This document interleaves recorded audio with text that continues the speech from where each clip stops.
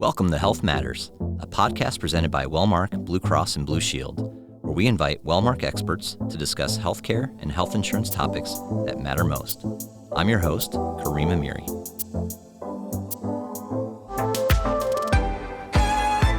Well, hello, everyone. Today I have some new voices joining us on the Health Matters podcast. We have some members from our Wellmark pharmacy team. With me, I have Jace Engstler. He's a senior clinical account consultant, and Ryan Nulty, associate clinical account consultant. They're here to talk about pharmacy, obviously, and I know that's a pretty hot topic for a lot of our employers, specifically on the spend front. I know when I first came to Wellmark about 11 years ago, pharmacy spend was about 10 to 15% of the total healthcare spend for an employer. Now it's north of 25% with specialty medications really driving a lot of that cost.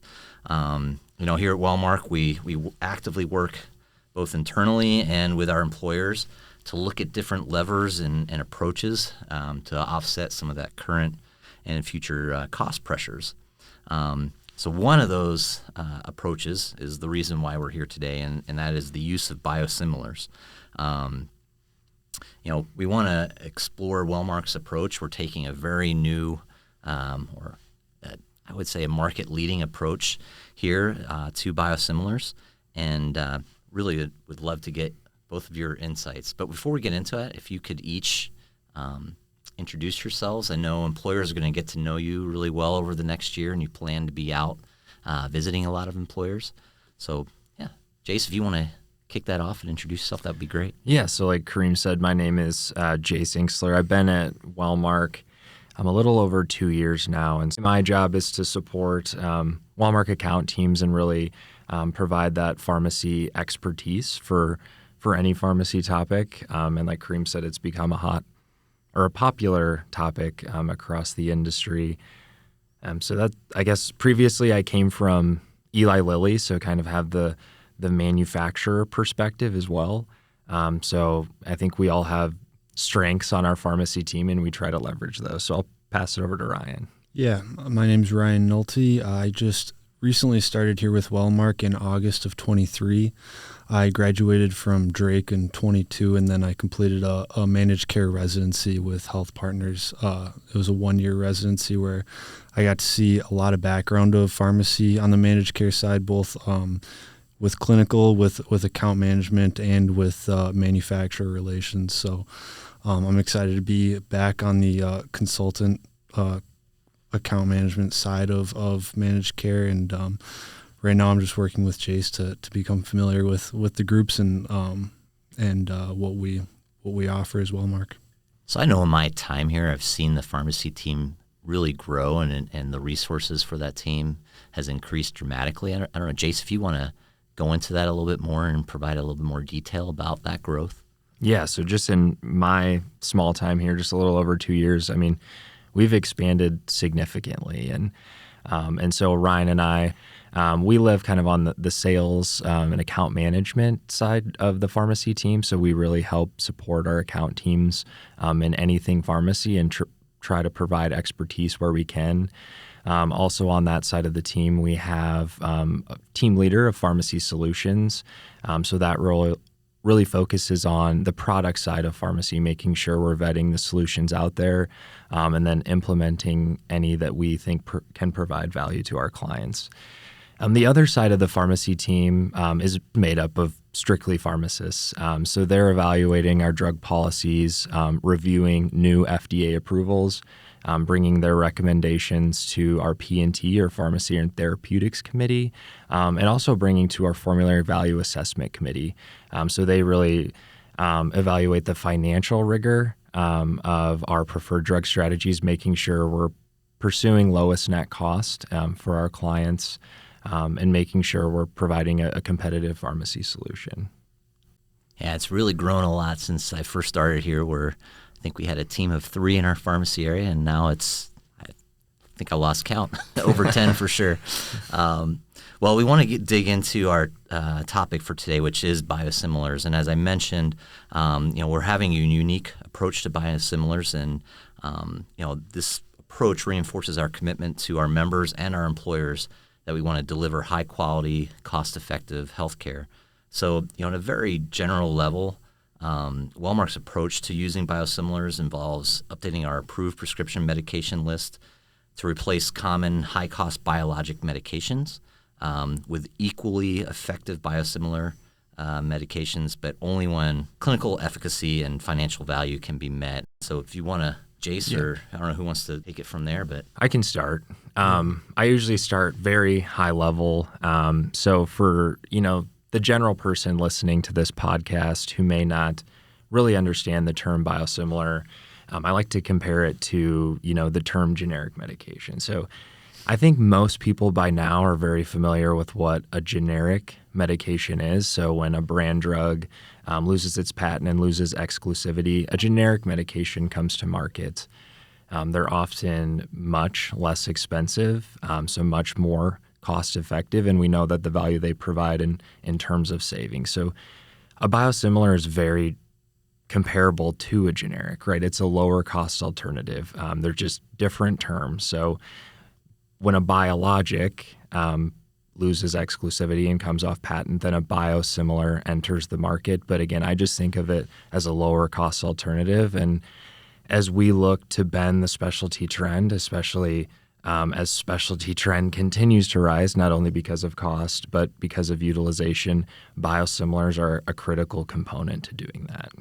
Yeah, and that specialty trend, I mentioned before, pharmacy is a total spend, but I think the specialty trend within the pharmacy spend, it used to be about 20-25% of the spend, and now it's close to 60% of that spend. So really driving it. Ryan, do you want to talk about maybe what the value is of for our members and employers of moving to a biosimilar? Yeah, absolutely. I think the two main things to understand with biosimilars is that they provide efficacy and value for our groups and our members. So biosimilars provide members with the same results that their reference product or the biologic does provide, but at a much more affordable price. So like Jace said, they're very comparable to generics. It just offers that competition in a market space where there wasn't previously as much competition. So where the brand name biologics kind of dominated and were able to dictate what those price points are. Now there's competition in the market space with these biosimilars that are equally effective. So the member gets a very effective medication that is equally effective to what they were taking previously, but at a lower cost and is more affordable for everyone.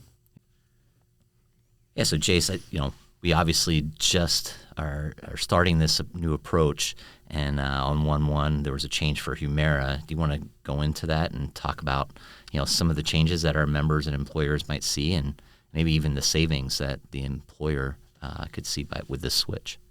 Yeah, so like I mentioned earlier, comparing biosimilars to generics, by preferring a biosimilar, it's a more cost-effective solution, and so that's the approach that we took at Wellmark. So for those of you that may not know, effective 1/1 of 24, we began preferring a Humira biosimilar called adalimumab AACF. So our Humira biosimilar strategy has been called aggressive by some of our competitors and consultants, and I think we have a good reason for that. As most of you may know, we actually preferred Amjevita for most of 2023. Amjevita was the first Humira biosimilar to launch, and even though we had that on a preferred specialty tier, we saw almost no shift in utilization. And you'll notice that a lot of market players out there are co-preferring maybe one or two biosimilars with Humira, but we anticipate that they won't see much shift in utilization. And that's why we took the aggressive approach of removing Humira from our formulary and preferring a biosimilar, right? We think that by preferring a biosimilar, we can really drive savings, and savings is what our clients want and need right now. And so there's really three main reasons that we took this approach. One is obviously saving. So if you look at the savings that our preferred biosimilar can provide, it's almost greater than $2,000 per script. And that's on a net basis, too, after rebate. You're probably going to go into that. Yes, exactly. So that will be savings experienced, by our clients, but also members at the pharmacy, because the list price is significantly decreased. The other is transparency. So when you're thinking of Wellmark clients and the rebates that are associated with a lot of these claims that you'll read about in the news, we think our approach offers more transparency because we're basically removing rebates from the equation. And I think, Kareem, maybe you can talk to, right, when you're in front of clients, what they're wanting. Is transparency one of those?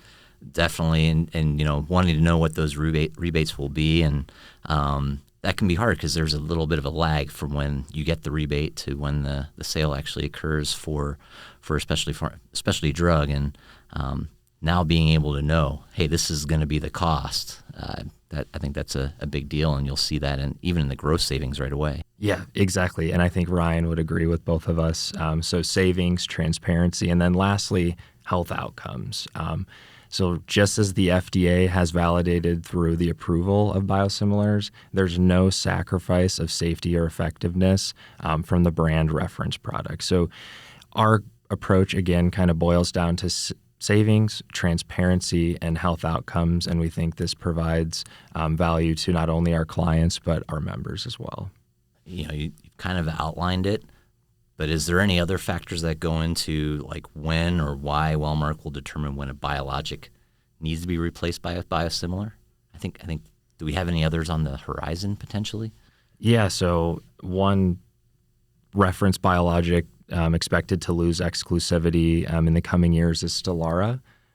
So that would be Wellmark's number 2 drug by gross cost, and I think nationally that aligns as well. So I don't think we even touched on, but Humira is, Wellmark's number 1 drug by gross cost, a lot of our clients' number 1 drug. So we were able to, provide a solution through the form of a Humira biosimilar this year. And it's looking forward, hopefully, a Stelara biosimilar within the next few years. Another question, too, that might come up is there any difference between drugs that are under medical and drugs that are on the pharmacy or formulary when it comes to biologics and what we do and how we handle that? Yeah, definitely. There's been biologics, so they've been around for a long time. The thing is that a lot of them have been coming out on the medical side. So I think they're becoming a lot more popular now that they are becoming available or will be becoming available for more drugs on the pharmacy benefit. But they've been around since 2012, 2013 on the medical side. Biosimilars have been coming out for medically benefited drugs. And is what a medically benefited drug is, I guess, on a little bit of background, is just a medication that's administered on the medical side. So typically these are medications where a professional needs to be either there to administer the drug or just to be present while the drug is administered to ensure that the member doesn't have any negative reactions to the medication, and that they're able to ensure that the medication is properly either infused or injected or administered to the patient, however that may be. So this has been around for a while. We have biosimilars preferred on the medical side or that are available on the medical side and have had those for a while. And each of these medications do go through our classic decision-making process, which is where we put them through our pharmacy and therapeutics committee, which is made up of practicing physicians and pharmacists, and they all look into the clinical side of these medications and whether or not they're safe and effective. So similar to how we've done on the medical side, we're starting to do that on the pharmacy side as more biosimilars come out. So beyond savings, and Jace, you've already mentioned this, but I just want to point this out again, because we'll hear this, from our employers and their employees. Is it safe to switch to a biosimilar? You've said it before, it is, but if you want to go into a little bit more detail, that would be great. Yeah, so I think when biosimilars, first hit the market, like Ryan mentioned, more on the medical benefit, there was a lot of skepticism whether they were as safe and effective as the reference product. And we didn't really touch on it earlier because I just kind of skimmed over what exactly biologics are.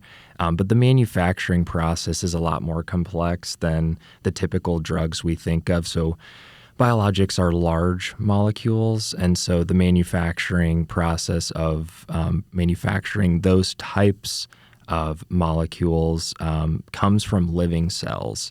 And so each batch can look a little different. And so you could argue that each time you may be taking that medication and it's from a different batch, that it might work slightly different. And so when you think that you have an entirely separate manufacturer making this drug, do you think that we're getting the same drug that we had with the previous manufacturer? And I think as biosimilars have been on the market and more evidence has come out, it's shown that biosimilars are just as safe and effective as the brand reference products. Now, there may still be some debate out there, and obviously I think that debate may come to an end here soon, since we will have so much evidence, over the next couple of years with the launch of Humira biosimilars and then Stelara. Like we mentioned, we'll have plenty of data to show whether they are as safe and effective, but the FDA has given their sign-off on them being as safe and effective. And so at Wellmark, we trust the FDA's guidance and some of the evidence that's out there supporting the safety and efficacy of biosimilars. Now we've established that we're taking this approach, and you've high-level mentioned that January 1st members were getting letters, or prior to January 1st getting members. But if you want to get a little bit more detail, what does that look like for the member who may be taking a script and will have to transition to that biosimilar? Yeah, so for members that were previously on a biologic that'll be transitioning to a biosimilar, it should be a pretty seamless process for them. The main switch that will happen is their provider will need to provide a new prescription with the biosimilar indicated on that prescription. But once they provide that to the specialty pharmacy, the specialty pharmacy will take it over from there. So really all the member has to do is ensure that they maintain contact with their specialty pharmacy, who may reach out to them just to let them know that there's a switch occurring. But beyond that, it should be more on the pharmacy and physician side of things where that switch is occurring. The medication will still be provided to the member the way they've always received their biologic, and these biosimilars are all dosed and essentially administered very similarly, if not the exact same as their biologic product that they're used to. So there really should not be too much of a difference for that member. It's mostly on the provider side, which we make outreach to all those providers and let them know about these changes ahead of time, so that they're able to proactively be ready for that change that will or already has occurred. Thank you for that, Ryan. And we're almost out of time today for the podcast, but I really want to thank you both for joining us, or joining myself, and talking about this exciting actually new thing for new product and new approach, I should say, for Wellmark. But before I wrap up, I do want to emphasize that at Wellmark we understand that a change in pharmacy benefits can be really concerning and a tough decision, and that we are here to help. And I know Jace and Ryan will get to meet most of you hopefully this year, and please reach out to your account team if you have any questions. And like I said, Jason and Ryan will be happy to help there as well. And if your members have any additional questions, please have them call Wellmark customer service at the number on the back of their ID card. Thank you, everybody, and have a great day. So if you want to continue the conversation about today's topic, please reach out to your Wellmark representative. And thank you for tuning in to Health Matters, a podcast presented by Wellmark, Blue Cross, and Blue Shield. Take care.